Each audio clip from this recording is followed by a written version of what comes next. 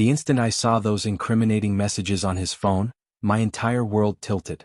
I was nearly 8 months pregnant, perched on our living room couch with an ache in my back and heartburn flaring in my chest, scrolling aimlessly.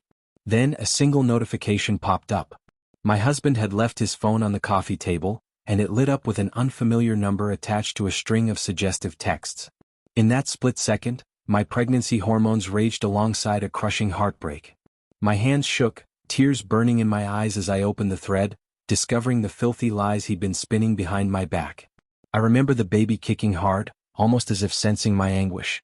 Right then, I vowed he'd regret shattering our family, and I'd make sure he lost everything, including the very roof over his head that I couldn't believe it at first. Me pregnant with our first child, forging a future I thought was grounded in love.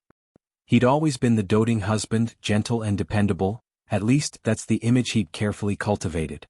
We'd married young right out of college, then spent years building a modest but cozy life. Our small brick house was my sanctuary, the place I'd imagined raising our child, forging holiday memories, maybe even planting a tiny garden out back. Yet with one glance at his phone, that illusion shattered. The messages were explicit, referencing intimate meetups, sly remarks about how I was too busy nesting to suspect anything. My cheeks flamed with betrayal. It wasn't just a fling. It felt like a meticulously planned double life, happening exactly when I needed him most. That night, I confronted him. My heart pounded so loudly I heard it in my ears. He came home late. He claimed it was work, which in hindsight was obviously a lie. I stood in the kitchen, phone in hand, tears streaming, demanding he explain. His face went white, eyes darting in panic. He sputtered excuses, "It's nothing, just a mistake, they meant nothing." Each word hammered the nails deeper into my heartbreak. I slammed the phone on the counter, showing him those raunchy texts, the photos. He went silent, face contorting, then tried to switch tactics, claiming stress from impending fatherhood. I stared at him with a fury that pulsed in my chest, a protective maternal instinct roaring to life. How dare he endanger the stability of our unborn child with his reckless affair? He tried to argue that it was only physical, that he never intended to hurt me. The nerve of that, never intending to hurt his pregnant wife while he slithered around with someone else. I remember cradling my belly, feeling the baby shift, a pang of heartbreak so acute I thought I'd crumble. Yet through my tears, something steeled within me. My mind spun with possibilities, realizing I no longer recognized the man I'd married. He was a stranger, a liar. As rage blended with sorrow, I told him to get out, leave me alone to think. He tried to touch my shoulder, stammering about working it out, but I shrank back, nauseated by his betrayal. The baby kicked again, almost in sync with the wave of revulsion. That night he slept in the guest room, or so I assume. I locked the bedroom door, pressing my ear to it as I heard him pacing outside, muttering curses under his breath. All I could think about was the swirl of heartbreak, the baby inside me, and the suffocating sense of betrayal. The next morning he left for work without a word. I sat on the edge of our bed, tears slipping down my cheeks, wondering how I'd ended up here, alone in a house that felt haunted by illusions. My belly felt heavier than ever, like the weight of responsibility had doubled overnight. In the days that followed, we barely spoke. My pregnancy advanced, and the exhaustion of carrying a child combined with the emotional turmoil left me on the brink of despair. He tried half-hearted apologies, bringing me flowers or cooking dinner, as though a few gestures could erase the weeks, maybe months, he'd been sleeping with someone else. One night, as I clutched an ultrasound photo, imagining the tiny life I was responsible for, I realized I needed a plan. He might want to brush this under the rug, but my priority was protecting myself and my baby. If he was capable of cheating while I was pregnant, who knew what other betrayals lurked? I sought legal advice from an old friend who happened to be an attorney. She listened with quiet outrage as I spilled the entire story.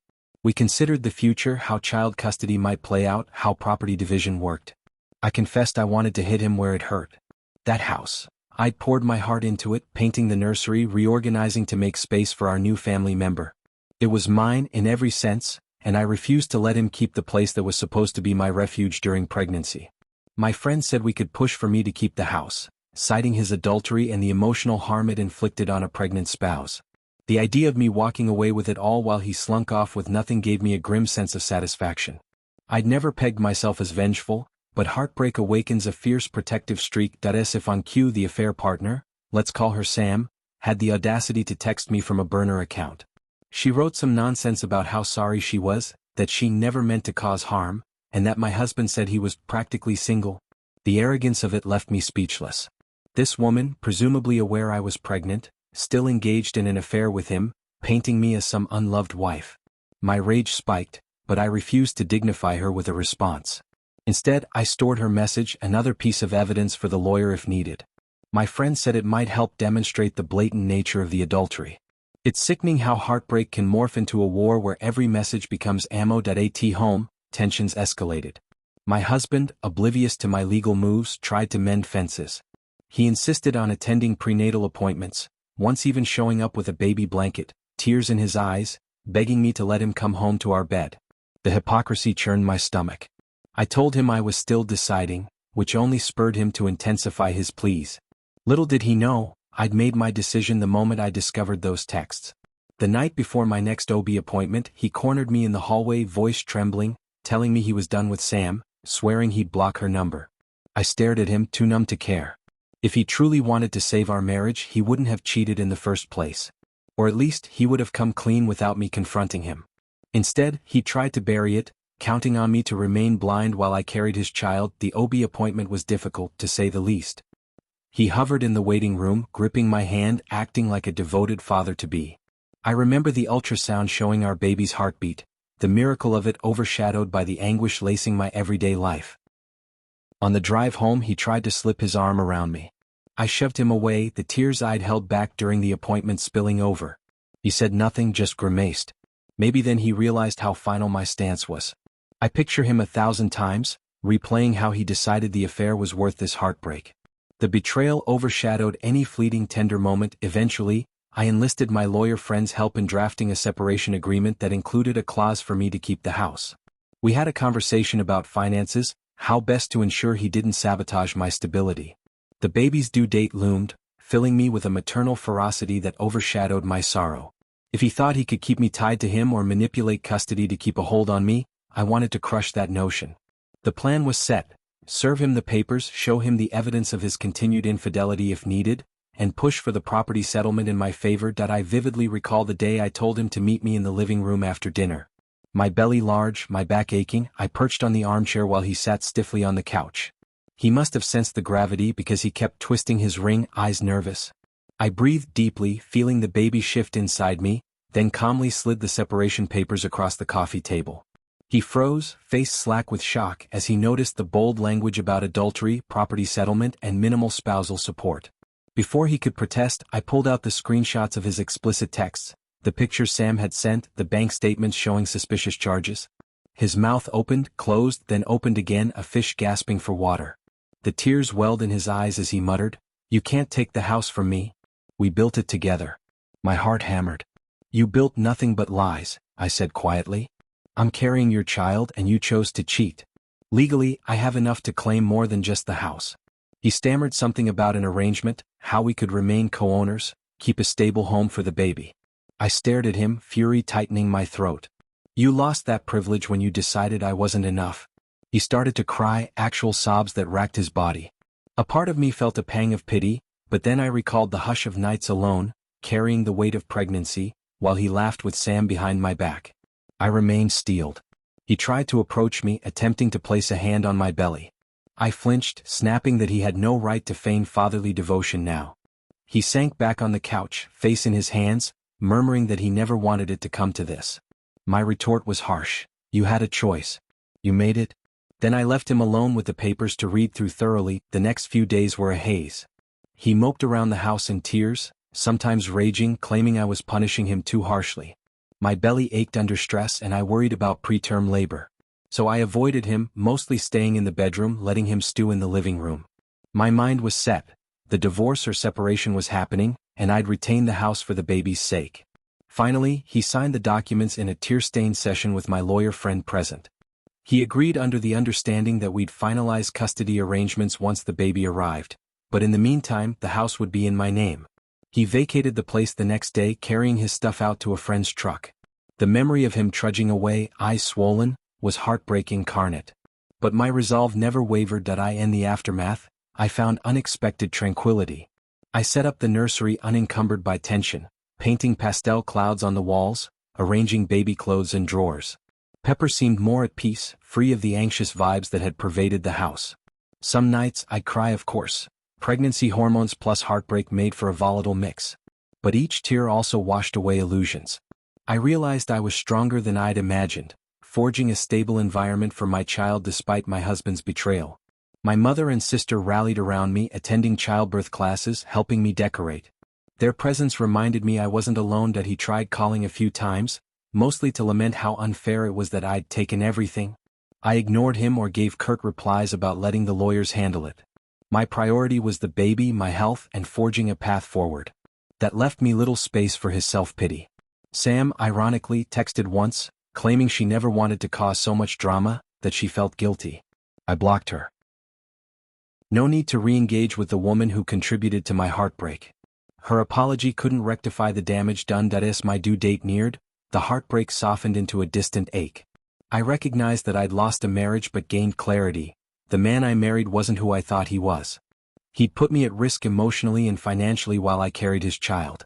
Taking the house felt like justice, an assurance that I'd have a stable foundation for our baby, even if he played no supportive role. The day I went into labor, I had my mother by my side. She held my hand through every contraction. My husband never showed up, perhaps too consumed by shame or bitterness.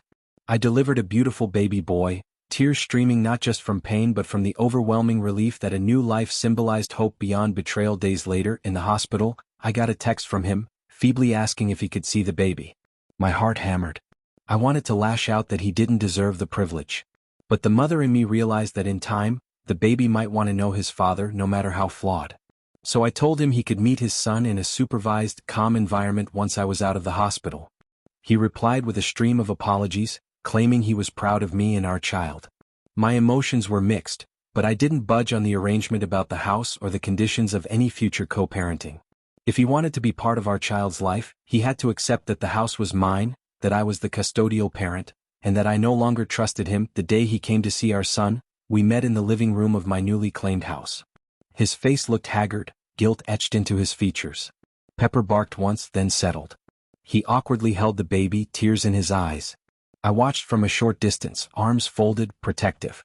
The heartbreak glinted in me, but also a sense of triumph. Despite everything, I had the upper hand. He'd lost his home, his easy life, and the unconditional love I once gave him. All because he gambled on an affair while I carried his child.